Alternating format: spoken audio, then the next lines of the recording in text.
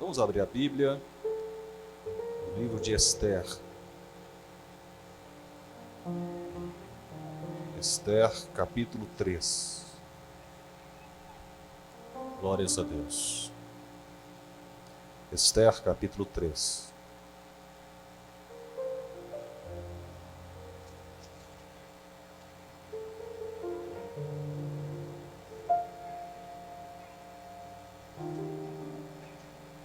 Depois dessas coisas, o rei Assuero engrandeceu a Amã, filho de Amedata, Agagita, e o exaltou, e pôs o seu lugar acima de todos os príncipes que estavam com ele. E todos os servos do rei que estavam à porta do rei se inclinavam e se prostravam perante Amã, porque assim tinha ordenado o rei acerca dele. Porém, Mardoqueu não se inclinava, nem se prostrava. Repitam comigo, meus irmãos, essa última parte do versículo 2. Vamos lá? Porém, Mardoqueu não se inclinava, nem se prostrava. Amém. Podem tomar os seus lugares. Deus abençoe. Glórias a Deus. Meus irmãos, nós estávamos esta semana reunidos no ID da diretoria da nossa igreja, na quarta-feira, e tratamos ali de um assunto que entendemos bastante relevante para os nossos dias, sob a liderança do nosso pastor Abinair, e decidimos então que hoje iríamos trazer uma palavra à igreja que, na minha visão, foge ao usual, ao comum. Não tenho o costume, inclusive, de ver na rotina da igreja uma palavra ministrada como essa que iremos trazer aos irmãos na noite de hoje. Até mesmo porque nós temos uma tradição e os irmãos vão entender por quê. O nosso propósito hoje, tendo em vista que nós vamos, daqui a menos de 60 dias, eleger os nossos representantes na administração do nosso Estado e do nosso país. Vamos eleger deputados estaduais, federais, senador da República, governador e também presidente da República. E os irmãos que estão há mais tempo na igreja sabem que já houve um tempo em que este tema foi tratado como tabu entre nós. Alguns irmãos diziam que política não é de Deus, política é coisa do capeta, e que a igreja não poderia se envolver com isso. De lá para cá, muita coisa mudou. Hoje a nossa igreja, especialmente, tem sido uma igreja responsável, ou tem procurado ser responsável do ponto de vista político, tem procurado de alguma forma participar, influenciar nas decisões do nosso estado, do nosso município, do nosso país. Então achamos que é muito importante tratarmos deste assunto no culto de hoje, principalmente num caráter mais de esclarecimento, de informação, de trazer conhecimento aos irmãos acerca desse assunto, para que possa nos fundamentar, nos subsidiar acerca da decisão que temos que tomar nos próximos dias. Eu não tenho, graças a Deus, dificuldade nenhuma com isso, nunca tive, até porque desde criança fui muito interessado por esse assunto. Eu me lembro que eu devia ter mais ou menos 9 anos de idade e estava acontecendo aquela eleição indireta para presidente da República, acho que em 1986, quando disputaram Tancredo Neves e Paulo Maluf. Alguém lembra disso aqui? Temos alguns aí, né, que lembram. Aquela eleição não foi o povo que votou. Na verdade, o Congresso Nacional se reuniu para que os parlamentares escolhessem quem seria o presidente da República. E por que eu me lembro disso? Eu morava no Jardim Balneário Meia Ponte e eu me lembro exatamente de o rádio estar ligado, transmitindo a votação que elegeria o presidente, então, Tancredo Neves. E eu, como criança de 9 anos de idade, ali, atento, ouvindo os parlamentares, uns votavam Paulo Maluf, outros votavam Tancredo Neves, né? Então, desde que eu me entendo por gente, sempre fui muito interessado por esse assunto. Então, eu nunca tive dificuldade de lidar com ele. Tem uma frase, meus irmãos, que eu acho muito boa para marcar a posição que nós estamos querendo, que diz assim, olha, quem não gosta de política é governado por quem gosta. A omissão, neste caso, tem consequências definitivas. Eu não quero me envolver, eu não quero participar, eu não gosto disso. Entenda que esta opção que você faz determina o resultado. Se você ainda não tinha percebido isso. É bem simples você entender. Se alguém ganhou a eleição com 100 votos de frente, e nós tínhamos do outro lado 200 pessoas que se omitiram, quem garantiu a vitória para essa pessoa? Quem deu a vitória para essa pessoa? Os omissos. Você precisa entender isso de uma vez por todas. A sua omissão pode determinar o resultado de uma eleição. Amém? Outro ponto que eu acho fundamental, irmãos, a gente deixar bem claro para tratar desse assunto, é o que é a política. Por quê? Porque muito dessa rejeição que as pessoas têm, algumas pessoas têm, à participação, ao envolvimento político, decorre de uma percepção equivocada do que trata esse assunto, por causa de homens que fazem política. É mais ou menos aquela situação da pessoa que se frustra com a igreja, decepcionada com homens da igreja. Então ele decide, por exemplo, ser crente em casa. Ele defende se omitir, ele procura se afastar, se isolar, decepcionado com os homens que fazem e que constituem a igreja.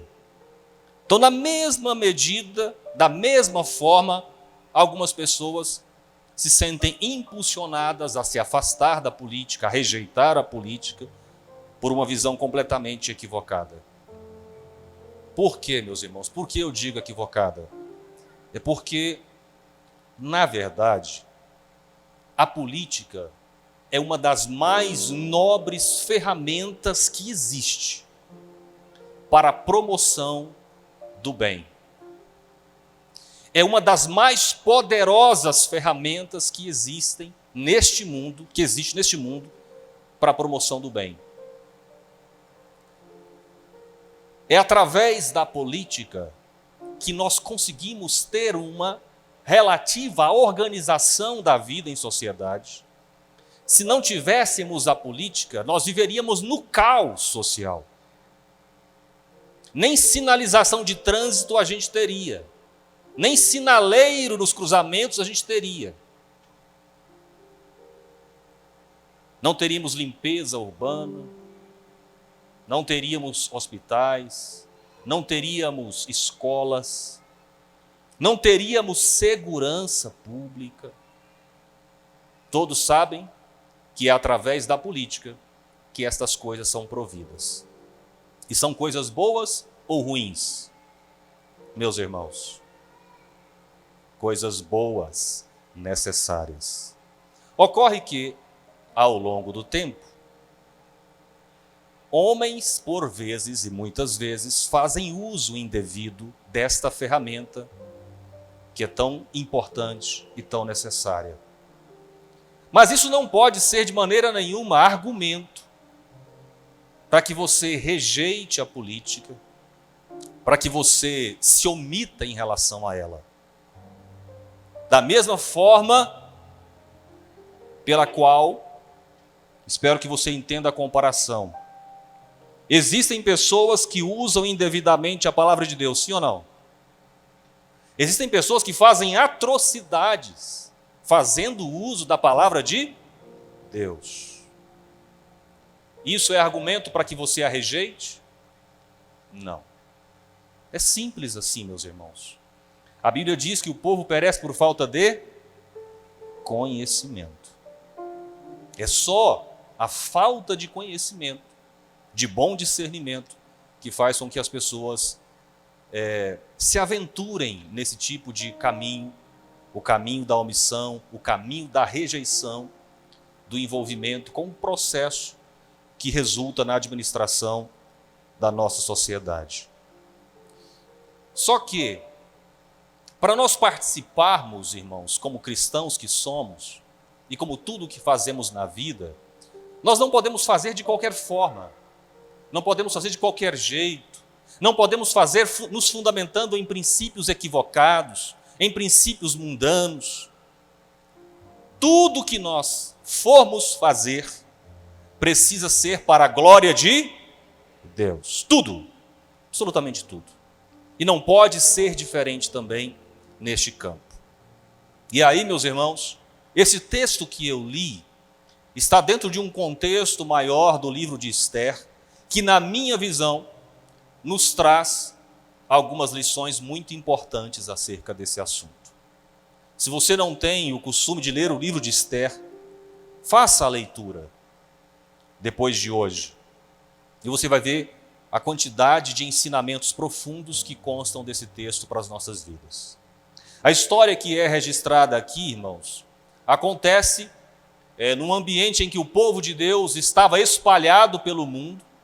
Eles tinham sido arrancados da sua terra, da sua nação, do seu país, pelo rei Nabucodonosor, da Babilônia, e foram espalhados pelo mundo.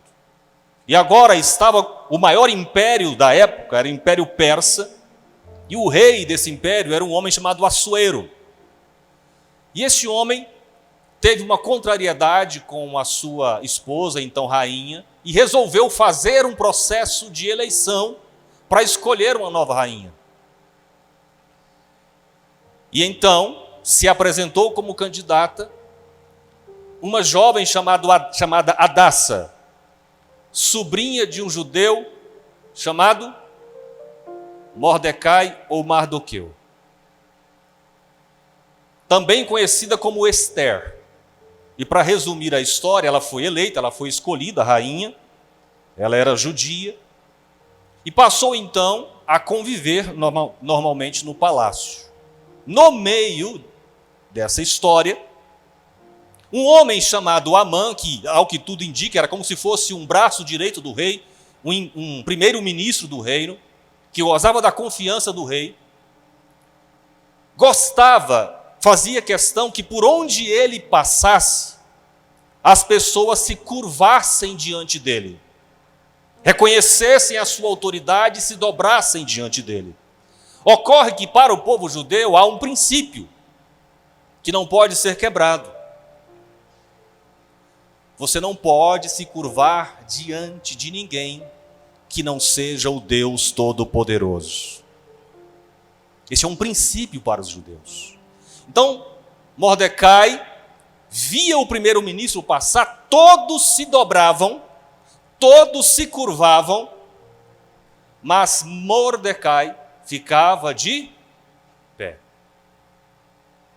Os assessores de Amã então o procuraram dizendo: Amã, tem um judeu que se recusa a se curvar quando você está passando. Amã então, segundo o texto nos relata, fica indignado, fica enraivecido com aquela postura de Mordecai.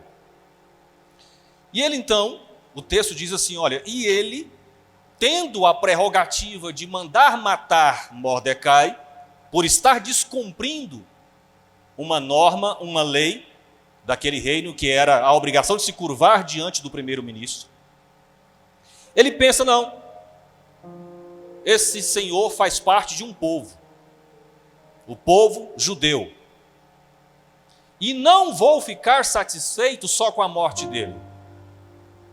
Eu quero que também morra todo o restante do seu povo. Este foi o plano estabelecido por Amã. Então ele procura o rei e diz assim: rei, tem um povo espalhado pelo seu reino que se recusa a cumprir as suas leis. E se depender da minha sugestão, o senhor deve aniquilar, o senhor deve eliminar, o senhor deve matar todo este povo. O rei se agrada daquele conselho e emite um decreto, que em determinada data, ele mandou inclusive que comunicasse a todas as províncias do seu reino, que em uma determinada data, todos os judeus que existissem no seu reino, incluindo crianças, velhos, jovens, mulheres, homens, fossem mortos, meus irmãos. Fossem mortos. Este era o plano. Mordecai, então, quando fica sabendo do decreto, entra em agonia, entra em desespero, se veste em panos de saco e sai pela cidade perambulando com tristeza e com agonia. O que essa história tem a ver com os nossos dias? Deixa eu dizer algo para você. Nem todos têm a consciência, mas têm um plano para destruir o povo de Deus. Nem todos entendem, nem todos percebem, porque hoje a estratégia é um pouco mais sutil, é um pouco mais bem elaborada. Estão planejando destruir o povo de Deus. Você sabia disso? Você tem consciência disso? Você percebe isso? Deixa eu te contar uma história aqui do que está acontecendo no nosso tempo, nos nossos dias. Por volta de 1850, mais ou menos,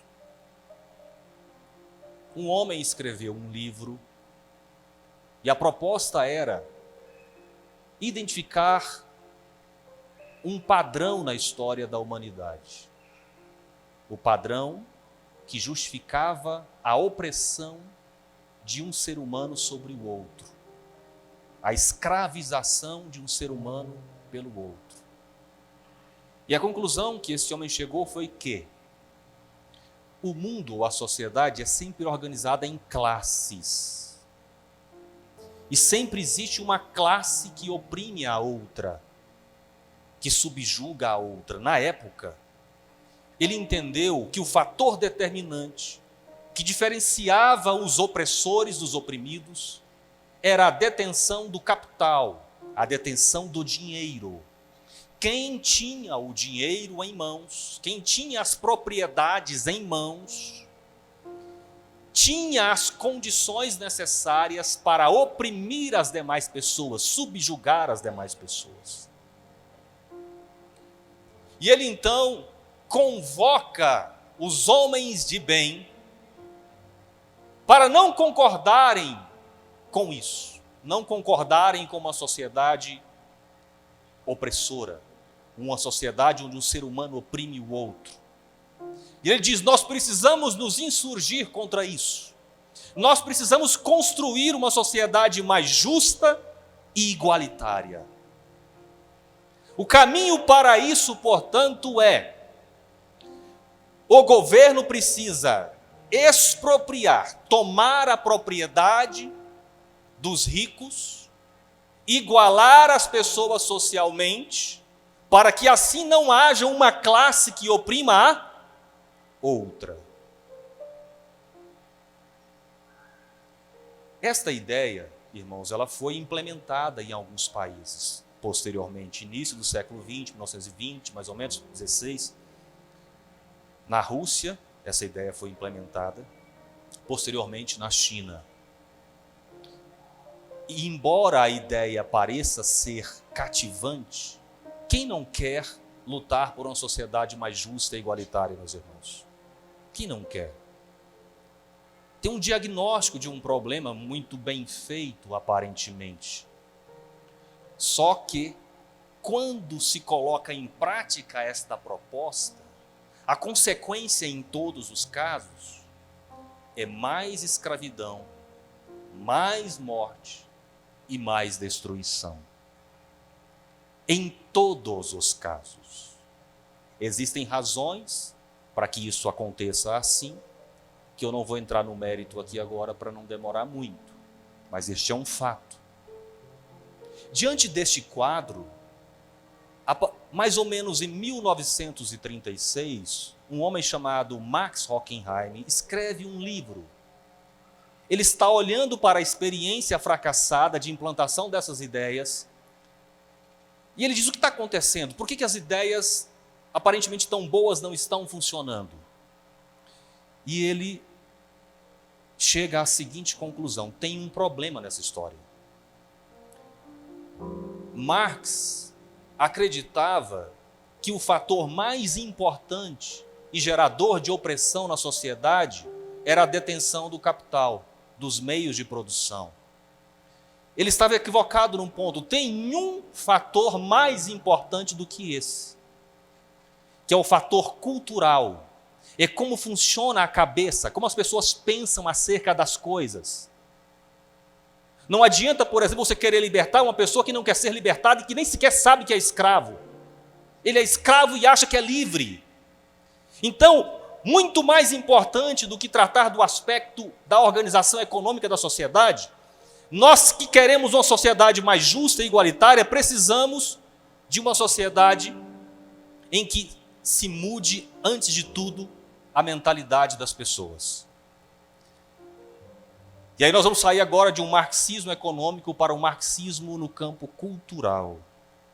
E Horkheim disse assim: sabe qual a estrutura social mais determinante no sistema de opressão que existe na sociedade? Ele chamou de família patriarcal. 1936, este livro. Família patriarcal. A família patriarcal é a família comandada por um pai, por um homem, nesse modelo tradicional que a gente conhece. E ele diz o seguinte: olha, a família patriarcal, ela é organizada a partir de princípios de autoridade, onde há uma superioridade do homem sobre a mulher. Há uma autoridade do homem sobre a mulher e os filhos. E o que acontece na prática é que este homem usa esta autoridade, este modelo de funcionamento da sociedade a partir de famílias patriarcais, ele usa isso para oprimir a sua esposa, subjugar a sua esposa e os seus filhos. E este tipo de relacionamento que começa dentro das famílias se replica em toda a estrutura da sociedade. Portanto, se nós quisermos uma sociedade mais justa e igualitária, nós precisamos acabar com esta família. Quem aqui já ouviu essa história, levanta a mão. Quem nunca ouviu essa história, levanta a mão. Essa história não é contada para nós, normalmente. Duvido que alguém tenha ouvido essa história nos bancos da escola. Eu nunca ouvi. Devo confessar algo aqui para os irmãos, inclusive. Eu passei pelo sistema educacional e aos meus 24 anos de idade, embora tenha crescido na igreja, eu era um socialista. Se me perguntassem e falassem, Oséias, você é um socialista? Eu diria jamais.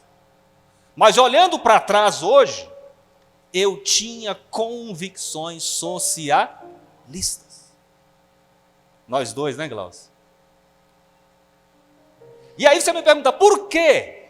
E eu te conto. Existe uma outra figura nessa história chamada Antônio Gramsci. Antônio Gramsci escreveu um livro chamado Cadernos do Cárcere. Por quê? Porque ele escreveu enquanto estava preso na Itália. Ele é um filósofo socialista de 1926 a 1935, mais ou menos. Ele escreveu esse livro no cárcere. E ele diz assim, olha gente, se nós quisermos implantar as nossas ideias através da força, não adianta, não resolve. Já tentamos isso ali e acolá e não funcionou. Por quê? Porque a cabeça do povo não é assim. O povo não recebe as nossas ideias, não aceita, não concorda. Por mais que a gente tente implementar, uma hora o povo se insurge contra elas e não funciona. Se nós quisermos, portanto, ter uma sociedade mais justa e igualitária, nós temos que entender que nós temos que entrar para todas as estruturas mais importantes da sociedade e transformá-las de dentro para fora. Nós temos que... Ele criou um negócio chamado intelectual orgânico, gente com a capacidade de pensar organicamente dentro das estruturas mais importantes da sociedade.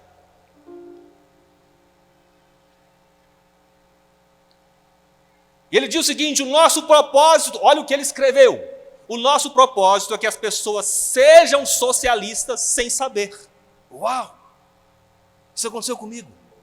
O cara concebeu isso em 1930 e alguma coisa. Você vai defender as nossas ideias sem saber que elas são socialistas. Aí nós teremos vencido, aí nós teremos conquistado, aí nós teremos implementado o nosso sonho de uma sociedade mais justa e igualitária. E ele definiu claramente quais eram estas instituições, meus irmãos. Sabe quais eram? As instituições que deveriam ser ocupadas? Igreja, educação, imprensa, partidos políticos e mais algumas que eu não me lembro aqui agora. E eu vou te mostrar uma coisa agora, para você ver o quanto eles estão sendo bem-sucedidos. Eles foram para dentro da Igreja Católica. Estrategicamente, não foi obra do acaso, eles foram para lá. E criaram uma teologia, um sistema teológico a ser divulgado e implementado dentro da Igreja Católica, chamado Teologia da Libertação. Nós temos um povo que é oprimido e que precisa ser liberto. E na igreja evangélica também criaram uma teologia, com o nome bonitinho e tudo. Teologia da missão integral. Qual é a proposta? Nós precisamos nos preocupar com os oprimidos, gente. Quem pode rejeitar uma proposta como essa? Foram para as escolas de pedagogia. Foram para as escolas de jornalismo.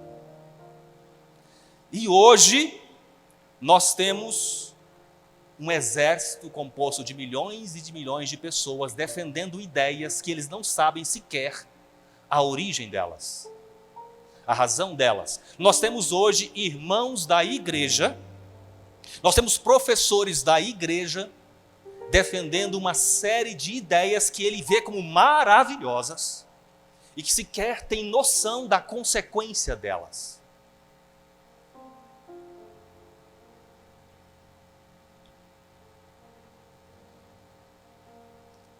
Você está sabendo de tudo isso e o propósito disso? Vou citar um exemplo, porque aqui eu não consigo, obviamente, com o tempo, detalhar tudo, mas eu vou citar um exemplo que deixa isso bem claro para todos.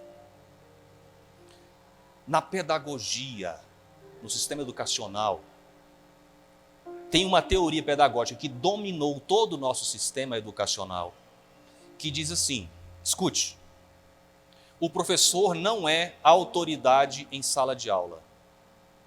O professor é apenas um mediador da produção autônoma do conhecimento pelo aluno. Irmão, eu já fui encantado com essa ideia. Uau! Que coisa extraordinária. Eles estão solapando todos os conceitos de autoridade na nossa sociedade. Uma criança que cresce num ambiente onde o conceito de autoridade é desmerecido e desvalorizado a todo tempo, ela vai enfrentar um problema na sua fase de adolescência e juventude, muito provavelmente. Ela não vai conseguir lidar com Deus. E essas ideias estão sendo desenvolvidas com este propósito. Uma criança que não consegue lidar de maneira de boa forma, né, com o conceito de autoridade, ele não consegue lidar com Deus, porque Deus é a nossa suprema autoridade. Quem entendeu, diga amém. Por que eu estou fazendo esta introdução aqui, meus irmãos? A palavra de hoje é só uma introdução, para você começar a pensar um pouco sobre isso, a estudar um pouco sobre isso. Quero, inclusive, dar uma sugestão para você. Tem um canal no YouTube chamado Brasil Paralelo. Quem já ouviu falar? Pelo amor de Deus. Ao invés de assinar... Não, o que nós cancelamos lá, meu amor, qual que é o nome? Netflix. Escute. Ao invés de assinar Netflix, faça um bem extraordinário para a sua família. Lá em casa nós fizemos isso e eu fiquei emocionado. Tem dia de sentar no sofá e alimentar-me do que tenho alimentado através deste canal.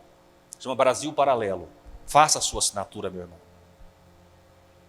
Eles falam todo o oposto do que você está acostumado a ouvir e ver. Por isso é chamado Brasil Paralelo. Tudo isso que eu estou falando para você, lá tem em um grau de profundidade que você vai ficar maravilhado e chocado. É uma sugestão que eu lhe faço.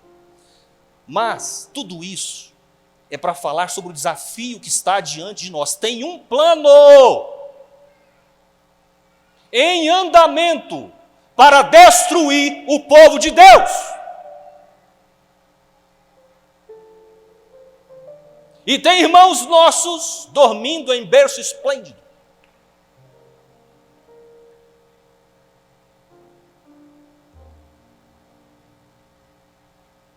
Você sabe qual a marca, quais os valores, quais os princípios que norteiam, que dirigem cada um daqueles que estão, por exemplo, disputando as eleições nesse ano? O que um defende, o que o outro defende? Você está ciente?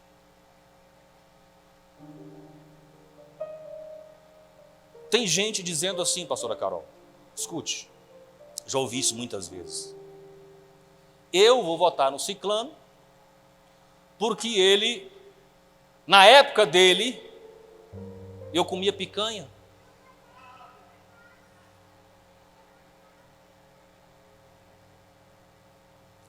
Na época dele, a gasolina era 2 e pouco.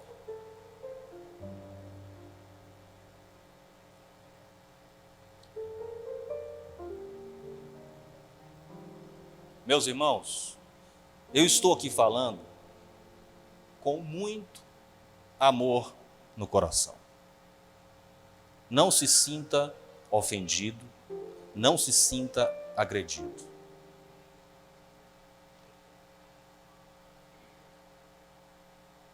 Dizer isso é mais ou menos como uma mulher que apanha do marido, é espancada pelo marido, mas diz assim: eu continuo com ele, porque ele coloca comida na minha casa. Isso não faz sentido, irmãos. Isso não faz sentido. Pelo contrário. Você já observou uma série de pautas que estão permeando e cada vez dominando a nossa sociedade, que são claramente anticristãs? Você está percebendo isso ou não? Estão chegando a um ponto, escute, desenvolveram uma lógica. A Constituição Federal Brasileira foi aprovada sob a proteção de Deus, sim ou não? Está lá no preâmbulo. E alguém resolveu inventar uma história agora dizendo o seguinte: Estado laico é o Estado em que os cristãos não podem opinar acerca de nada na vida pública, porque isso é influência da religião na política, isso é contra o Estado laico. Alguém inventou isso. E eu vou dizer para você que eu já vi pastor defendendo isso. Vocês cristãos fiquem calados. As ideias de vocês não podem influenciar o processo político.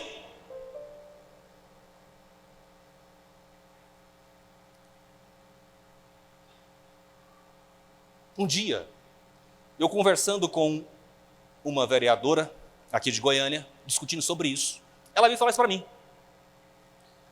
Oséias, você fica querendo trazer as ideias da sua igreja para a política. O Estado é laico.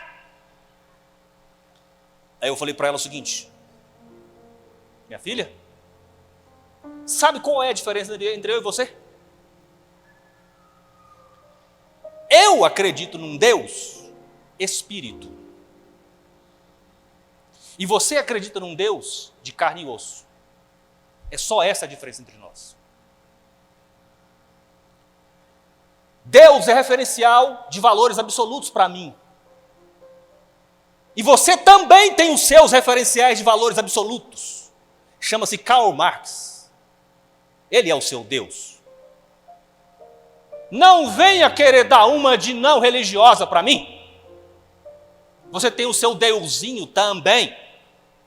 E tudo que você faz é a partir das ideias e dos valores que ele professa. Ele é o seu referencial de valores absolutos. Pergunta se ela continua a conversa.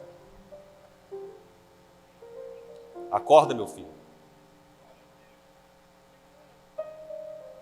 Tem um plano. Um dia, acho que eu vou começar a gravar uns vídeos lá no meu canal e vou contar essa história com mais detalhes para vocês. Amém? Está vacinado?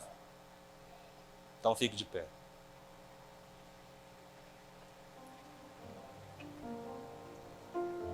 Irmãos, olha só. Tem tanta coisa escabrosa por trás de tudo isso. Tem tanta coisa absurda acontecendo. Tem tanta loucura. Lembra? Romanos, dizendo-se sábios, fizeram-se loucos. Irmão, nesse afã de destruir essa estrutura da sociedade fundamentada na família patriarcal, eles estão inventando tanta coisa, irmão. Eles querem eliminar as diferenças entre homens e mulheres. Não existe. Eu participei de um debate essa semana aqui no televisão de Goiânia. Eu perguntei para a filósofa, a socióloga que estava lá: minha filha, o que é uma mulher? Irmão, ela gaguejou, ela enrolou, ela viajou, ela ficou 5 minutos tentando explicar para mim o que é uma mulher. Porque ela não está sabendo responder. Tamanha confusão que eles arrumaram.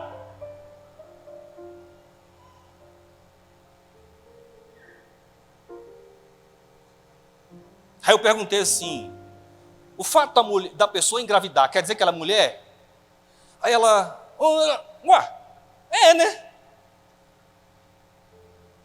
Aí eu perguntei assim: quem não engravida e que acha que é mulher? Meu Deus do céu, irmão, ela ficou assim, completamente tonta. Isso, irmãos, é só a pontinha do iceberg das coisas que estão acontecendo. Existe uma infinidade de influências em todos os níveis da sociedade, em todos os ambientes da sociedade. Eu disse na igreja católica e evangélica. Um dia eu fiz uma pergunta para uma irmã que estava conversando comigo sobre essa história da teologia da missão integral, admirando os palestrantes, aquela coisa toda. Eu fiz uma pergunta para ela assim: há quanto tempo você acompanha eles? Já deve ter uns 8 anos. Quantas vezes você viu eles pregarem contra o pecado? Ela parou. Moisés, nunca vi.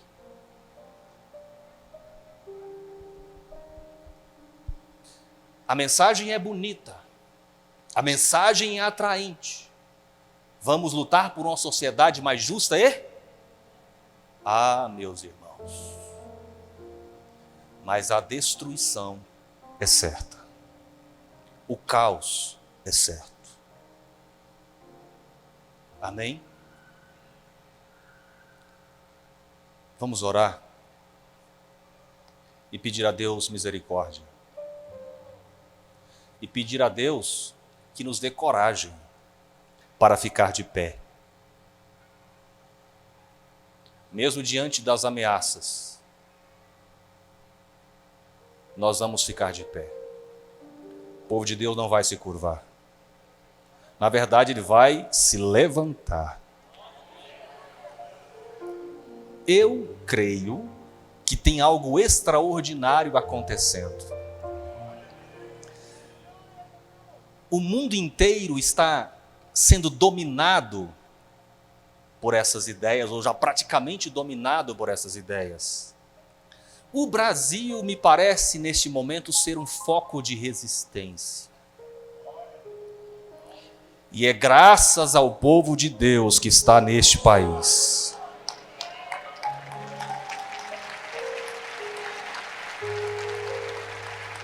Bendito seja o nome do Senhor. Não vamos agredir as pessoas porque, irmão, fica ridicularizando, nada disso. Nós vamos sentar com os nossos irmãos que porventura esteja trilhando esse tipo de pensamento e vamos conversar amorosamente e respeitosamente com eles. E levar a verdade a eles. É isso que nós vamos fazer e é isso que Deus vai nos dar graça para fazer. Amém? Então vamos pedir a Ele que nos abençoe nessa missão. Senhor, meu Deus e Pai, ó Deus, mais uma vez nós estamos gratos a Ti por este dia, por esta oportunidade tão preciosa que o Senhor nos deu, de nos reunirmos aqui neste lugar onde o Senhor sempre tem palavra de vida, palavra de bênção para cada um de nós. Ó Deus, obrigado por cada um dos Teus filhos que estão aqui nesta noite, aqueles que estão nos acompanhando através das redes sociais, aqueles que vão assistir essa palavra, ó Deus, ao longo do tempo. Ó Deus, que o Teu amor, que a Tua graça e a Tua misericórdia esteja sobre nós, nos conduzindo, nos guiando. Ó Deus, que o inimigo não venha prevalecer sobre nós, que nós tenhamos discernimento, sabedoria, conhecimento para nos posicionar, para nos manter de pé, ó Deus, para influenciar, para ser bênção, ó Deus, neste país, nesta nação.